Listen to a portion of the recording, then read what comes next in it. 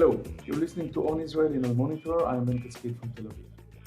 While this podcast is being recorded, Naftali Bennett and Lapid are waging a desperate battle to save the government.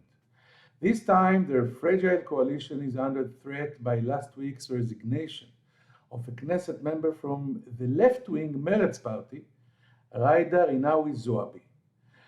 Just last month, their coalition seemed on the verge of collapse after the resignation of Knesset member Idit Silman from the Prime Minister's right-wing Yamina party.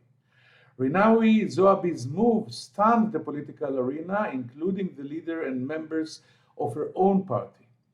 Whereas Silman's resignation robbed the coalition of its one-seat Knesset majority and left it tied with the opposition, Rinawi Zoabi's move took the coalition down to 59 seats in the 120-seat Knesset.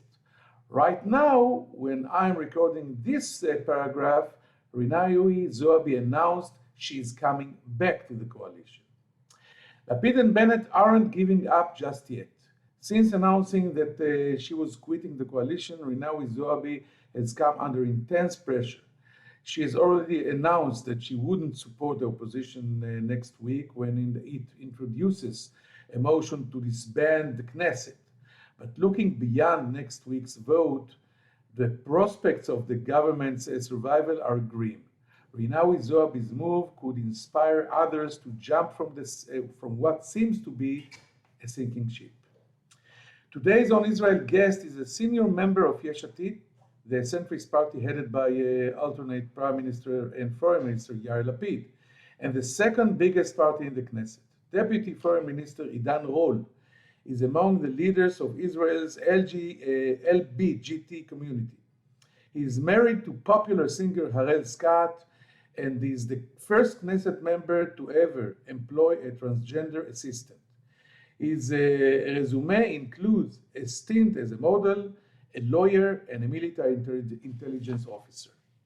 These days, he's leading Israel's public diplomacy campaigns around the world, trying to bring about the conceptual and strategic change in the way Israel explains its policies, especially on such crucial issues as terrorist attacks and military operations. Deputy Foreign Minister Idan Rol joins us right after this short break. Hi, I'm Elizabeth Hagedorn, and I'm the State Department correspondent at Al Monitor. And I'm Joe Snell. I'm Al Monitor's video editor.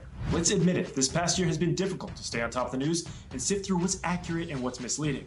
Let Al Monitor help you. If you care about the Middle East and North Africa, you should consider listening to Al Monitor's audio series On the Middle East with Andrew Parasalidi and Amber and Zaman, and On Israel with Ben Caspit.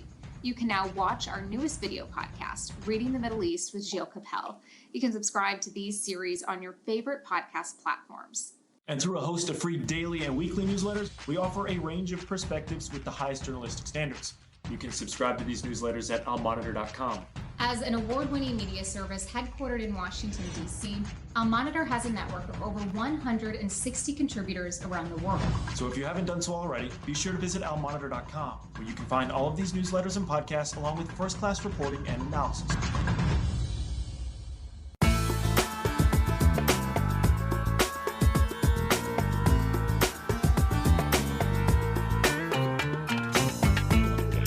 Now I'm happy and privileged to announce, to welcome to our show, Deputy Foreign Minister Idan Rol. Shalom, Idan. Thank you for joining us here in Al Monitor.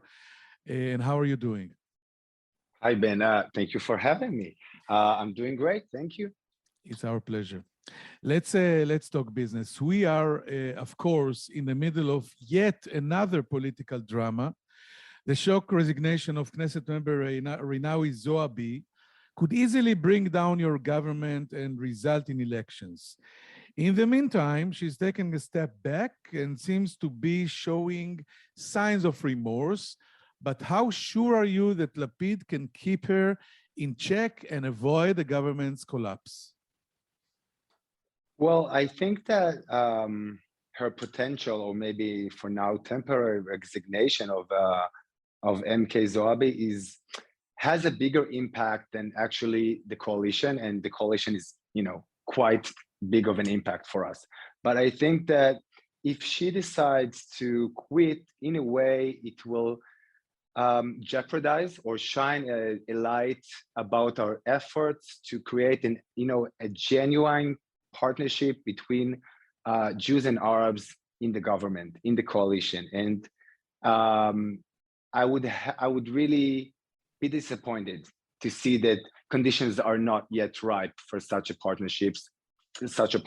Sorry, and we are determined to make it work, and we're determined to show the Israeli society, which is a very diverse society, that this so-called experiment is an experiment, a successful one of historical proportions. And obviously there are many obstacles, but I think it can be done. And I would hate to be part of the team that said, no, it's a no-go at this point. I think it can be done, and we're determined to make it work, not just for this coalition, but for the mere belief of a better future for this country.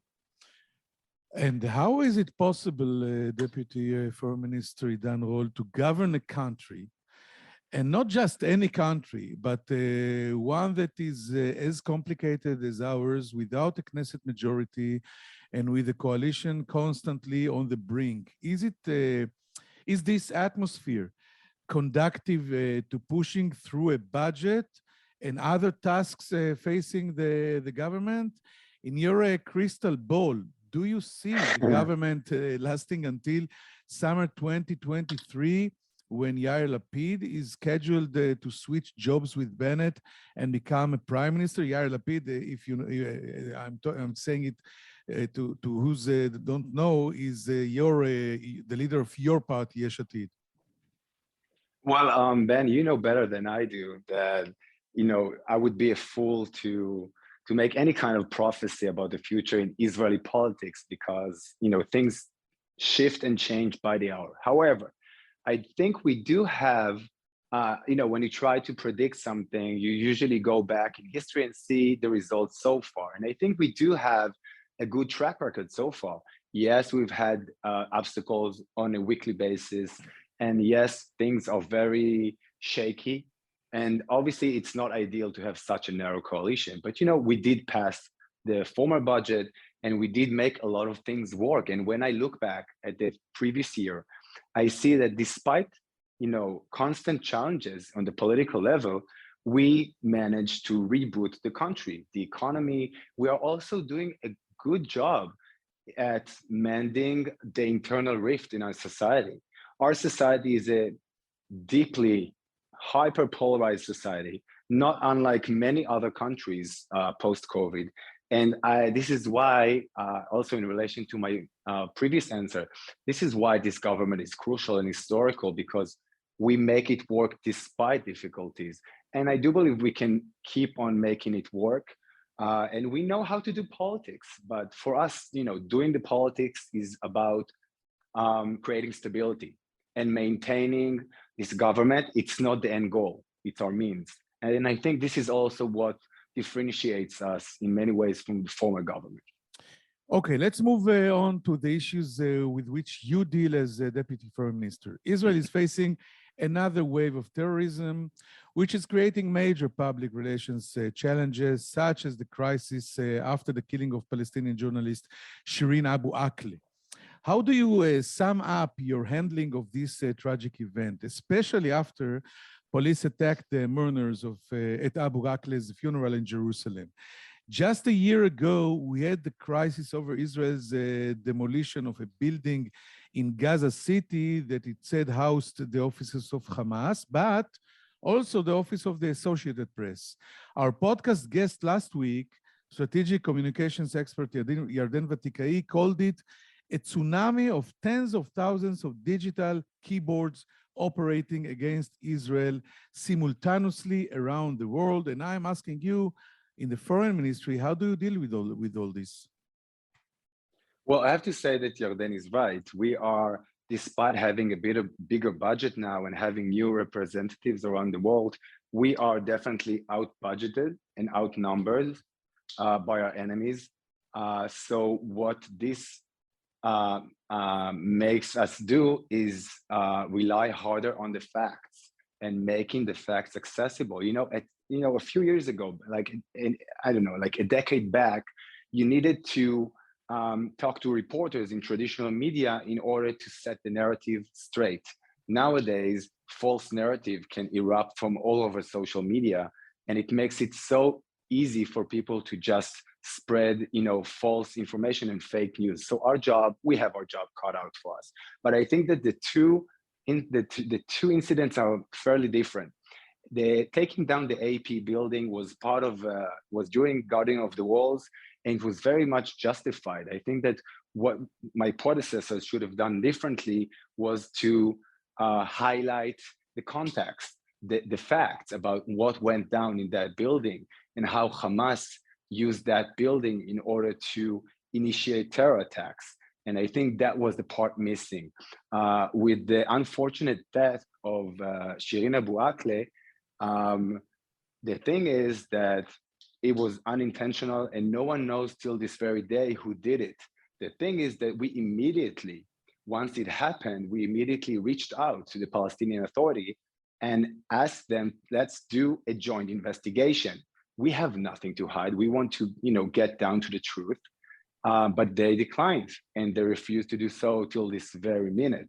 And that raises a question of why on one hand you declare the IDF soldiers as murderers of the reporter, and on the other hand, you refuse to do an investigation that is unbiased with the rest of the world, with the United States, with us. So, it raises questions. And so we immediately took action because at that morning, we looked online, we looked in traditional media, and we saw a false narrative evolving about Israeli not just killing her, supposedly, but murdering her. And we immediately took action and changed the narrative. And sometimes changing the narrative is not like an ideal narrative, but we did what is right. We changed the narrative in the majority of the world to we don't know who killed her. We never tried to change the narrative to another false narrative. We actually wanted to showcase the truth. And now we still urge the Palestinian Authority to do this investigation so we can get to the bottom of this. Okay, so tell us a little about the new strategy in Israel's information and public diplomacy, especially in light of last year's change of governments, both in Israel and in the United States. It's no secret that with the Democratic Biden administration, Israel needs to take a different approach than in the days when it enjoyed an unlimited free pass under Trump. What changes have you introduced in adapting to this new reality? Well, Ben, as a liberal myself, being married to my husband and having our two amazing kids, it hurts me. It pains me to see how in certain circles, maybe more so in progressive circles, as you said, Israel is not getting any credit for the tremendous work that we are doing with universal values such as women empowerment, LGBTQ rights, global warming, innovation, humanitarian aid. Like we were the first ones on ground in Ukraine and to build a field hospital.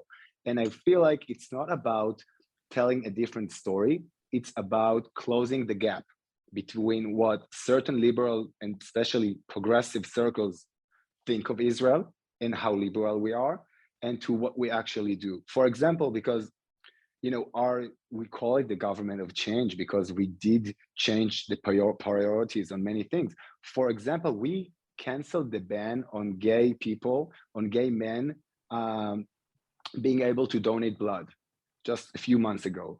We are the first country in the world. Israel is the first in the world to do that. And it's quite remarkable. And that blood donation is a big deal in Israel. We donate over 1,000 units of blood every day in Israel. So, it shows progress. Are things perfect? No. But I think that we're doing tremendous work. And I think it's time for the progressive circles to acknowledge the fact that the Israeli-Palestinian conflict doesn't derive from the work that we do with a lot of values that they care for. Interesting. Let's look at the issues themselves. We all know that the most volatile, sensitive, and dangerous place in this region, and maybe beyond, is the Temple Mount in Jerusalem. Israel's Arab friends are constantly warning us that any violation of Muslim freedom of worship and rioting on the Temple Mount is a casus belli. Have you changed the language that's used to explain the Israeli position on this issue? And what about the issue of settlements, which the United States administration opposes so strongly? In Israel, no one talks about the evacuation of settlements anymore, but in the Western world, hundreds of thousands of Israelis are still seen as illegal settlers. Well, Ben, I think that there's a new narrative evolving in the Middle East and, altogether with the Abraham Accords, and also specifically here. And I think it's a fight, it's an ongoing war between extremists and moderates.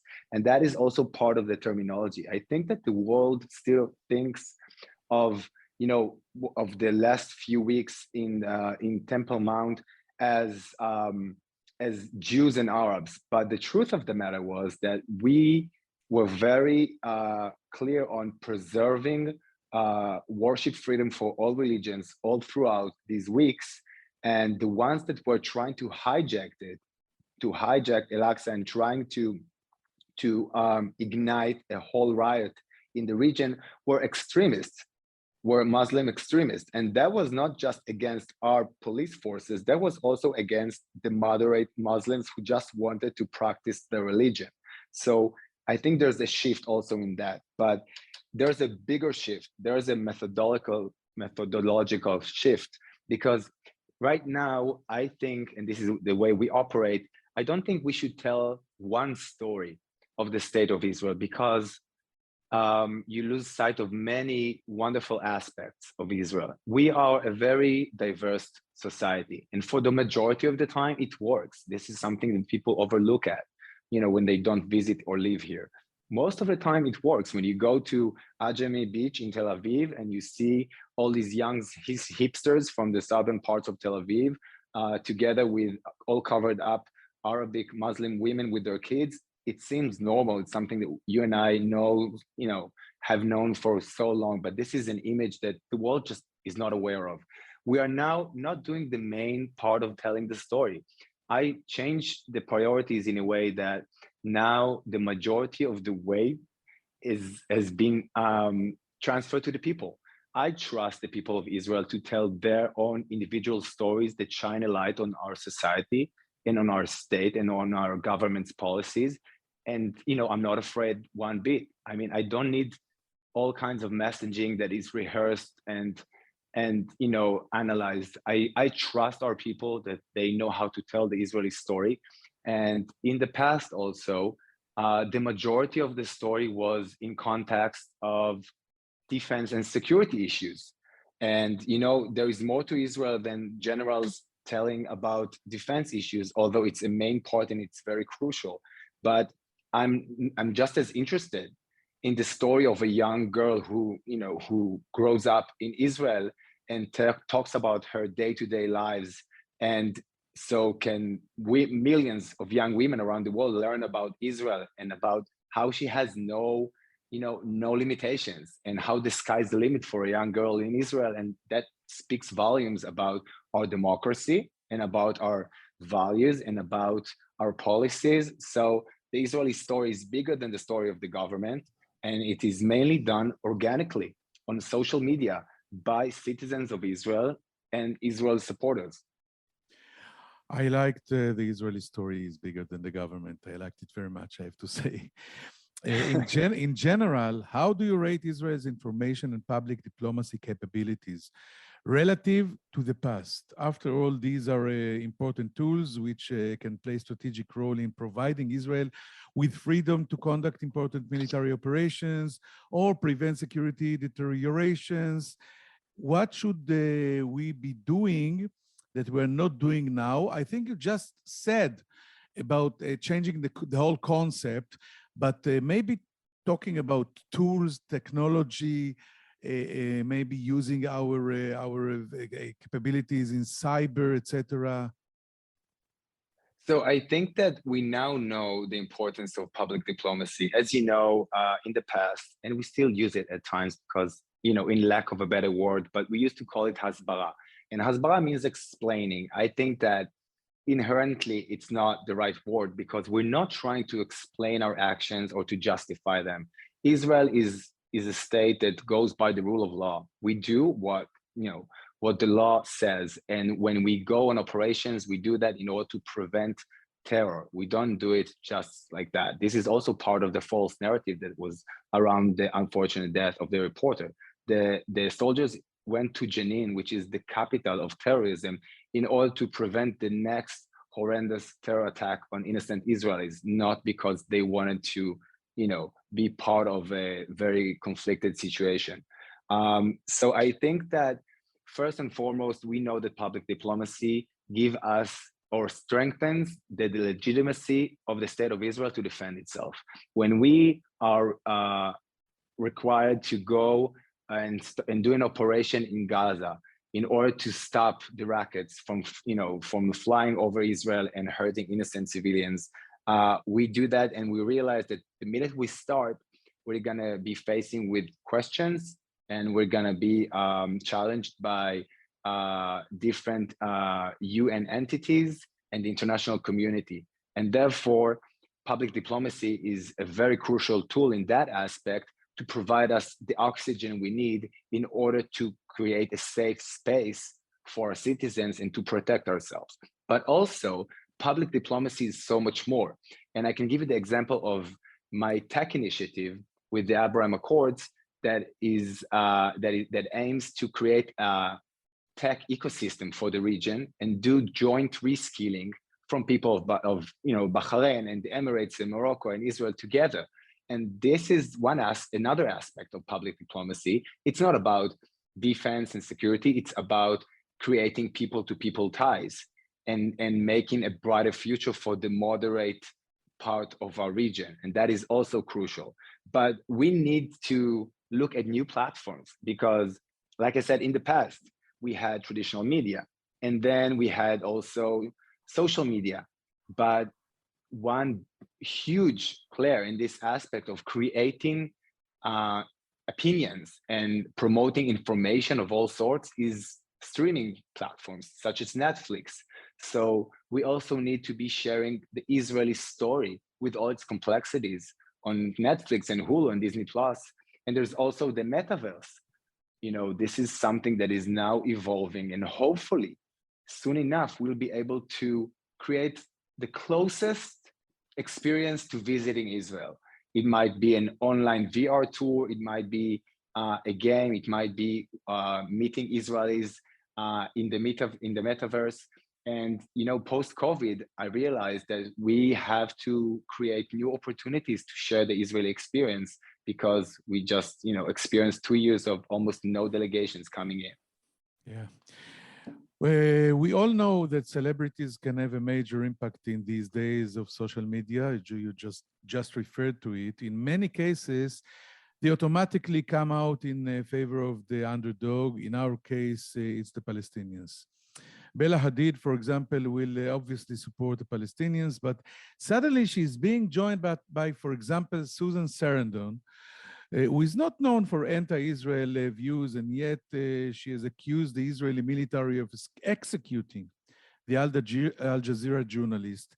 How do you deal with such instances? Do you try to call her, to talk to her, to send someone to talk to her? I'm asking you about Susan Sarandon because during my 4 years in New York City as Mariv's bureau chief, she was a neighbor of mine, and she used to pet my dog. So I have a warm place in my heart for her, and she's also a great actress. She is a wonderful actress. Maybe you should call her, but I no, or my dog, would be fair to, or your dog, yeah. But it would be fair to say that it's a battle between narratives, and Israel has always had enemies and we'll always have enemies. I mean, there's no way we're going to reach a zero enemies or zero opposing people to Israel situation. So if you look back, sometimes not writing about Israel and the conflict, that's also a good way to look at things. And when you look back, just a year back, in Guardian of the Walls, you could have noticed dozens of Bennett-Lapid influencers and dozens of actresses such as Susan Sarandon. And nowadays you have far less. So that's also something that goes to show the advancement we've made. But I'm not here, and this is also quite a shift from some of my predecessors. I'm not here to butt heads with our haters and enemies. I think that we should reach out to them, and we usually do. We try to reach out to different circles of that person. We do all kinds of public diplomacy via our representations there. But I think that the bigger picture shouldn't be missed out on, and that is that the majority of the world is just misinformed or just doesn't know enough about Israel. So instead of wasting time on a few that hates us, and as you said, Bennett-Lapid identifies as Palestinian. I mean, the odds of her becoming an Israeli supporter are slim to none. But there are hundreds like her that we can reach out to and provide context to what we do and provide information and talk to them about things that matter to them so they can know more about Israel. So that's also part of the way we do things now. I don't think that fighting Bennett-Lapid online, is the best dignified way for the Israeli government. I think that focusing on the other people and on educating the world about Israel and our actions would be a better way to do it. Okay, you're considered an opinion and influence leader in the LGBT community in Israel. You recently received extensive and flattering coverage in Politico. How do you define the condition of LGBT rights in Israel? On one hand, Tel Aviv brands itself as a global gay capital. On the other hand, Israel is becoming increasingly conservative and religious. Only this week, a gay pride parade in the town of Netivot was canceled after threats to the lives of its organizers. Are the challenges to the LGBT community in Israel growing, or is the community in a more advanced place than it ever has in terms of rights and personal freedoms? I can definitely say that we're in the best place we've been, in our history of the LGBTQ community in Israel. It's not a perfect place. We do need to keep on doing work. And, history shows all around the world that even if you gain advancements and if you gain some rights, you have to safeguard them. You shouldn't be taking rights for granted. And I keep telling people that. I tell them, even if we've achieved something, don't take it for granted, because rights can be taken, not by us, but no one is around forever. But I do think, and as someone who is raising a family here in Israel and has kids in the public education system, I think that things are we are doing tremendous things right now. And yes, Netivot is awful, but I want to provide context. That's the first year ever that someone has tried to do a pride event in Netivot. We've experienced similar things in Bet Shemesh 2 years ago, and now things are just routine. So the first year in certain places can be difficult, but that's part of the evolvement. That's part of creating change. But Tel Aviv is no longer the only gay capital. It may be the gay capital, but it's not the only place for gay people to live. And I think that what is best shown on ground is that life is stronger than politics. People get married, and yes, we cannot get married in Israel yet, but we can get married outside and then have all the rights of a married couple here. So people get married, people have kids, and they create a new reality. And you have a young couple, and they want to, they have kids, and now they want to move back to Netanya or Hadera, because as any other couple, they want to get help from their, parents, because it's not that easy to raise kids. And so they move back to Netanya. And then there's not a big gay scene in Netanya. So they go to their kindergarten teacher and they talk to her. And then they create a special event maybe for families, and 5 families come, and the next year 20 families come, and it's a whole different scene than in Tel Aviv.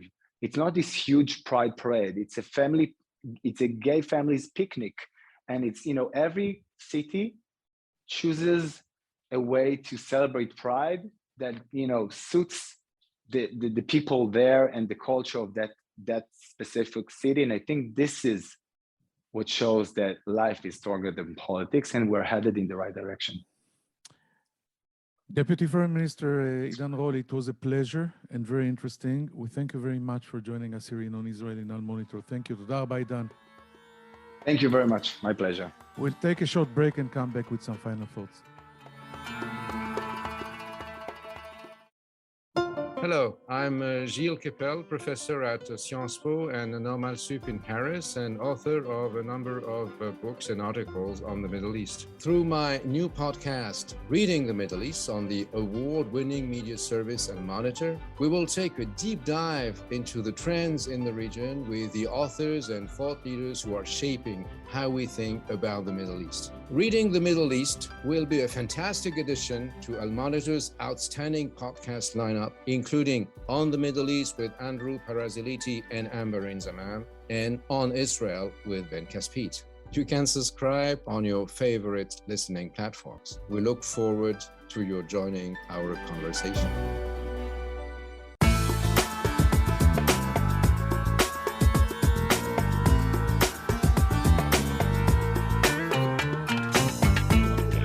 Thank you for staying with us. The first part of this very interesting conversation with the Deputy Foreign Minister Idan Rol was focused in the political drama in Israel. While we were chatting on Sunday, there was a meeting, a dramatic meeting between alternate Prime Minister Yair Lapid and Foreign Minister, and this quitting Knesset member Jida Rinawi Zoabi from Meretz. And after we finished this conversation, the announcement was that she's staying in the coalition.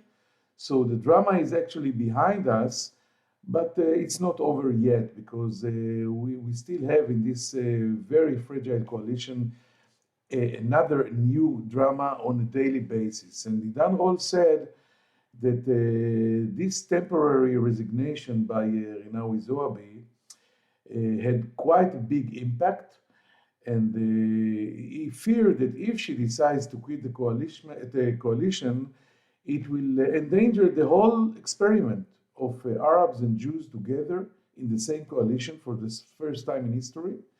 Right now, we can say coalition is over it, but it's still very early to call, and the obstacles are coming one after the other on a weekly basis. So the coalition is very shaky, said Idan Rol, but it is not ideal. But despite these constant challenges, we are, he said, are doing well. We passed the budget. The Israeli society is very complicated. We know it, but we have to fight to go on and actually live this dream alive. Then we moved on to talking about what we call in Hebrew hasbara, and Idan Rol said that he agreed with our guest from a week before, Yarden Vatikai, that said that Israel has to fight all the time, a constant war with tens of thousands of people that are sitting behind their keynotes and their computers and their cell phones and working against Israel. And we are, said Idan Rol, out-budgeted and outnumbered by these enemies, but we have to go on and we have to fight. He gave an example with what we had actually a year ago in the Operation Guardian of the Walls in Gaza, when the IDF hit a tower that, among other offices, contained the office of the Associated Press, and there was a lot of criticism around the world. And Idan Hall said that taking this tower out was justified. The part that was missing in the equation was the information that this tower housed Hamas infrastructure and terror offices, and it was actually self-defense. But in the case of the killing or the tragic death of Shireen Abu Akleh, the Palestinian journalist, we were ready on the spot, said Idan Hall, to an unbiased investigation, but the Palestinians declined this idea. So what do they have to hide? And he said that the same morning of the event, we recognized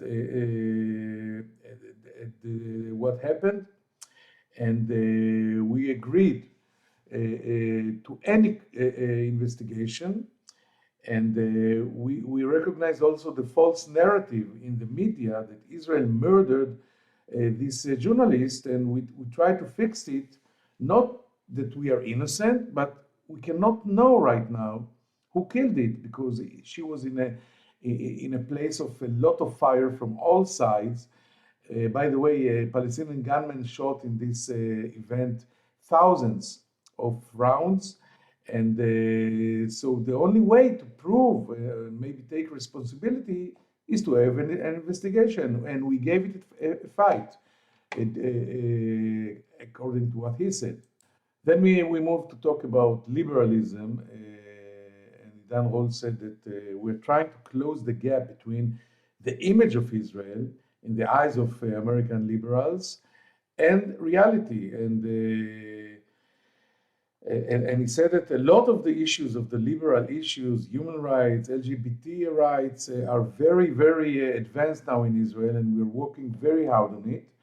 And the mission is to show it and prove it to the world that Israel is not what people think. He also described the work that he's investing in changing the international or the media system or the ways the foreign ministry is working to fight this Hasbara war in the world, and the tech that is trying to bring inside this mechanism, and the initiative within the Abraham Accords to create a people-to-people ties, people from Israel that will be connected through technology with people from the Gulf and learn about each other, etc. And he hopes that this government will give him enough time in office. We are not 1 year yet since it was established, to try and make the difference. Right now, I don't know if this hope is realistic, but at least for Sunday and Monday, the coalition, the Bennett-Lapid coalition, is still alive. I hope you found this conversation interesting, and as usual, I hope to find you here next week in the same place and the same time on Israel in Al Monitor. I'm Ben Caspit from Tel Aviv. Take care and bye-bye.